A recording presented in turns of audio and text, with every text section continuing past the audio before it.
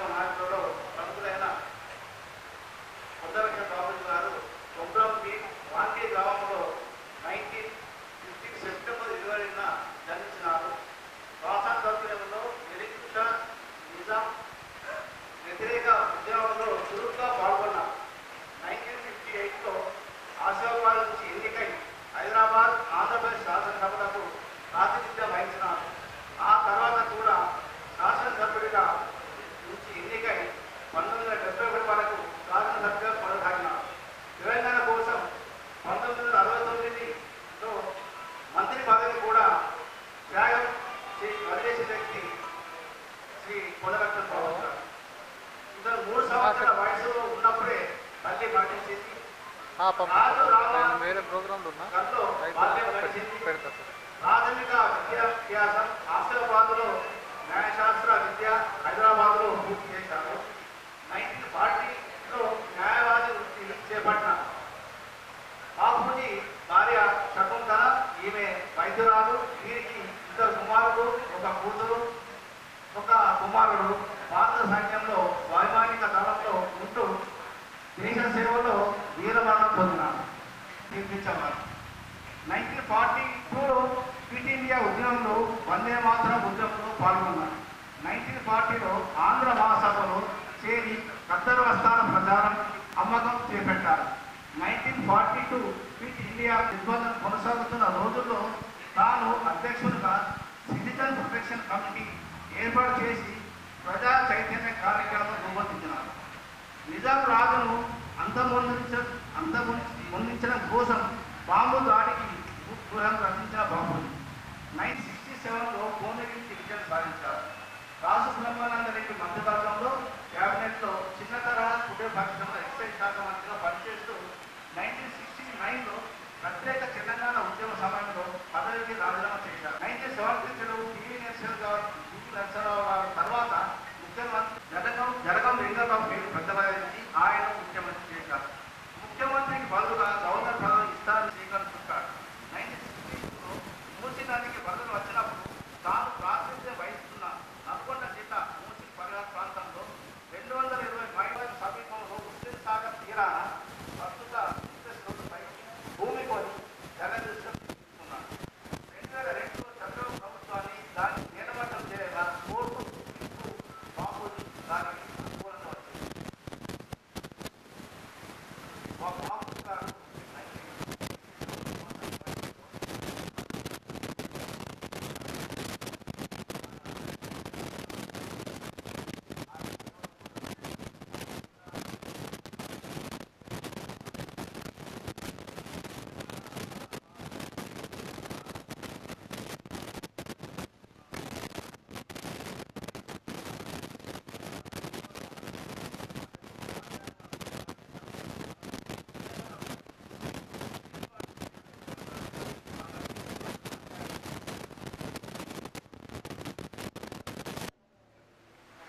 మహనీయులు ఆచార్య కొండలక్ష్మణ బాబూజీ గారు జయంతి కార్యక్రమానికి అధ్యక్షత వహిస్తున్న మన జైన్ కలెక్టర్ గారు, బీసీ వెల్ఫేర్ ఆఫీసర్ గారు, గౌరవనీయులు పెద్దలు రూరల్ ఎమ్మెల్యే భూపతి రెడ్డి గారు మరియు మోహన్ రెడ్డి గారు, వేదికలు అందించిన పెద్దలకు, మా కొండలక్ష్మణ బాబూజీ అభివృద్ధి కమిటీ సభ్యులకు, నగర అధ్యక్షులకు, మహిళా సోదరులకు, ఇక్కడికి విచ్చేసిన అందరికీ నా యొక్క నమస్కారాలు.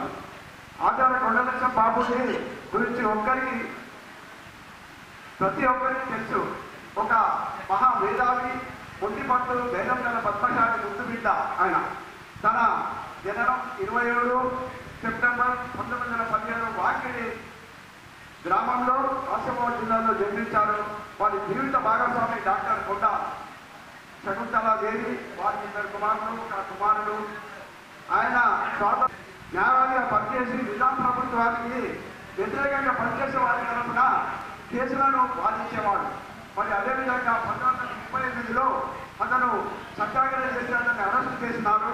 మరియు 1942 క్విట్ ఇండియా ఉద్యమంలో ఆఫీసుల వల్ల పోస్ట్ ఆఫీస్ పై మరియు కోర్టుల వల్ల బ్రిటిష్ రెసిడెన్సీపై జాతీయ ఎగరవేసి అతను సంచలనం సృష్టించిన వ్యక్తి. మరియు అదేవిధంగా 1969 తొలిత ఉద్యమంలో పాల్గొన్నారు. మరి 2వ విడతలో 9 నుంచి 12 వరకు తెలంగాణ వచ్చే వరకు మరి జంతర్ మంతర్లో విజయం చేసిన వ్యక్తి అతను. మరియు నాకు ఆంధ్ర గవర్నమెంట్ ఉన్నప్పుడు నేను తెలంగాణ వచ్చే వరకు నేను మంత్రి పదవిని కానీ ఎలాంటి పదవి తీసుకునే వ్యక్తి. మరి మన బీసీ రోజు తెలంగాణ వైద్యాధికులు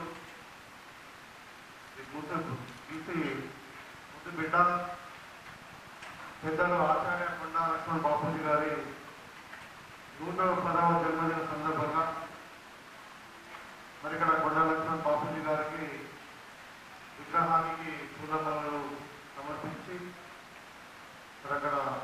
అక్కడ నుండి ఇక్కడికి రావడం జరిగింది. ఈ సందర్భంగా మరి జిల్లా పద్మశాలి సంఘం ప్రెసిడెంట్ అయినటువంటి దత్తాది గారికి, భూమేశ్వర్ చంద్రశేఖర్ గారికి, నారాయణ గారికి, అదేవిధంగా అఖిల భారత పద్మశాలి సంఘం అధ్యక్షులు పెద్దలు దాసరి లక్ష్మి గారికి, సెంట్రల్ బోర్డు మెంబర్, అదేవిధంగా శ్రీమతి సంజయ్ గారికి, మహిళా అధ్యక్షురాలు, అదేవిధంగా నాగపూట వచ్చినటువంటి మన జిల్లా కాంగ్రెస్ పార్టీ అధ్యక్షులు మానాల మోహన్ రెడ్డి గారికి, అదేవిధంగా జిల్లా అడిషనల్ కలెక్టర్ కిరణ్ గారికి, మరి బంగారు సాయి గారికి, జిల్లా హనుమంత్ గారికి, అదేవిధంగా శంకర్ గారికి, మరి రాజేశ్వర్ గారికి, అందరూ కూడా వేదిక మీద ఉన్నటువంటి పెద్దలందరికీ, మరి వేదిక సోదరులకు అందరూ కూడా పత్రికా విలేకరులకు అందరూ కూడా నా యొక్క నమస్కారం. మరి తెలంగాణ చరిత్ర మనం గుర్తుపెట్టుకున్నప్పుడు మొట్టమొదటిగా గుర్తుకొచ్చేటువంటి వ్యక్తి కొండా లక్ష్మణ్ బాపూజీ. ఎందుకంటే 1952లోనే ఆయన ఆసిఫాబాద్ నుండి ఎమ్మెల్యేగా ఎన్నికై మరి ముల్కీ ఉద్యమంలో పాల్గొని మరి తెలంగాణ ఉద్యమానికి పునాదులు వేసినటువంటి వ్యక్తి. తెలంగాణ రాష్ట్ర ఉద్యమం అప్పటి నుండే స్టార్ట్ అయింది. తర్వాత క్విట్ ఇండియా మూవ్మెంట్లో కానీ మరి అంతకుముందు కూడా మరి గాంధీజీ ఆలోచన విధానం కూడా మరి స్వాతంత్ర ఉద్యమంలో కూడా పాల్గొన్నటువంటి వ్యక్తి. అంత గొప్ప మహానుభావుడు మన తెలంగాణలో జన్మించడం, మరి ఎన్నో ఆదర్శవంతమైన రాజకీయాలు చేశారు. చాలామంది కదా పదవులు అంటే మరి దేనికైనా దిగజారి నిలబడేటువంటి పరిస్థితుల్లో ఆనాడు తెలంగాణ కొరకు పదవిని రాజీనామా చేసి తెలంగాణ ఉద్యమానికి ముల్కీ ఉద్యమానికి కానీ తర్వాత 69లో తెలంగాణ ఉద్యమానికి పునాదులు వేసినటువంటి వ్యక్తులను మనం తప్పకుండా గుర్తుంచుకోవాల్సిన అవసరం ఉంది. అందుకనే మరి ఇవాళ మనం జయంతిని జరుపుకుంటున్నాం. ఇవాళ ఆయన ఒక ఆలోచన జనరల్గా మన మహానుభావులు తెలంగాణ వైతాళికులలో అంటే మనం గుర్తుపెట్టుకోవాల్సింది ఇప్పుడు కొండా లక్ష్మణ్ బాపూజీ గారితో పాటు బాపూజీ అంటేనే తండ్రితో సమానమని, మరి ఇలా ఆచార్య కొండా లక్ష్మణ్ బాపూజీ గారితో పాటు మనం చాలామంది తెలంగాణలో ఇప్పుడు నిండా జయంతి జరుపుకున్నటువంటి సాకల ఐదమ్మగారు కావచ్చు, అదేవిధంగా కొమరం భీం కావచ్చు, దొడ్డి కొమరయ్య కావచ్చు, సర్దార్ పాపరాయ కావచ్చు, వీళ్ళందరూ కూడా తెలంగాణ చరిత్రలో ఒక భాగం. మరి ఇలా ఆచార్య కొండా లక్ష్మణ్ బాపూజీ గారు బీసీ బిడ్డ, పద్మశాలి బిడ్డ. ఆయన ఆదర్శంగా తీసుకోవాల్సిన అవసరం మనకుంది. ఎందుకంటే ఇప్పుడు ఎవరికైనా కానీ జన్మదినాలు కానీ మరి లేకుంటే ఇంకా వర్ధంతులు కానీ ఎందుకు జరుపుకుంటాం, మరి ఎందుకు గుర్తుపెట్టుకుంటాం అంటే వాళ్ళ యొక్క జీవన నడవడిని, వాళ్ళ యొక్క ఆలోచన విధానాలను, వాళ్ళ జీవితాన్ని మనం స్ఫూర్తిగా తీసుకోవాలని వాళ్ళని గుర్తు చేసుకొని మరి మనం ఈ జయంతులు జరుపుకుంటాం. అలాంటప్పుడు మన యొక్క ఉద్దేశం ఏంటి, ఆలోచన ఏముండాలి, వాళ్ళ యొక్క ఆలోచన విధానం మనం ఫాలో కావాలి. ఆ ఆలోచన విధానంతోనే ఆలోస్ఫూర్తితోనే మనం తెలంగాణ రాష్ట్రం వచ్చింది. నేనున్న 2001లో తెలంగాణ ఉద్యమంలో ఉన్నాం. మేము కొండా లక్ష్మణ్ బాపూజీ గారి ఇంట్లోనే జలదేశంలో మేము ఉద్యమం స్టార్ట్ చేసాము. సో అక్కడ నుండి స్టార్ట్ అయిన ఉద్యమం ఇవాళ శివారికి చేరిపోయి మన తెలంగాణ రాష్ట్రం వచ్చింది. మన స్వయం రాష్ట్రంలో మన పరిపాలన మనం ఇలా మరి ఒక అస్తిత్వ పోరాటం కింద సాగి మనం ఇలా స్వతంత్రంగా మన తెలంగాణ రాష్ట్రం భారతదేశంలో ఒక ఇంపార్టెంట్ రాష్ట్రంగా ఎదుగుతా ఉన్న నంబర్ 1 రాష్ట్రం. అంటే వాళ్ళ పెద్దల యొక్క ఆలోచన. ఇవాళ కాంగ్రెస్ పార్టీ కూడా ఇందిరమ్మ రాజ్యంలో రాహుల్ గాంధీ గారి ఆలోచన మేరకు మా ముఖ్యమంత్రి గారు, ప్రియతమ నాయకుడు ముఖ్యమంత్రి రేవంత్ రెడ్డి గారికి అదో ఆలోచన విధానంలో. ఎందుకంటే సామాజిక న్యాయం జరగనిదే మరి సమాజంలో అందరికీ సమానమైన అవకాశాలు కానీ సమానమైన డెవలప్మెంట్ జరగాలి. అన్ని రంగాల్లో అవకాశాలు రావాలి, విద్యలో రావాలి, ఉపాధిలో రావాలి, రాజకీయంలో రావాలి. అందుకని మనం ఇలా మరి ఎంత ఛాలెంజ్గా తీసుకుని ఇలా బీసీ కులాగా మనం సెన్సెక్ట్ చేసాం. అది ఎంత పక్కడికి చేసామంటే ఒక్కొక్క క్వశ్చన్ 75 క్వశ్చన్లు, ఒక్కొక్క కుటుంబానికి 75 క్వశ్చన్లతో మరి రోజు 10 మంది చొప్పున ఒక 150 ఇళ్లకు ఇన్స్టిట్యూటర్లు పెట్టి మనము పకడ్బందీగా మరి ఒక బీసీ సెన్సెక్స్ అని 30 మంది అయింది. ఇవాళ మళ్ళీ మనం 24 ఉన్నాయి. కాబట్టి ఈ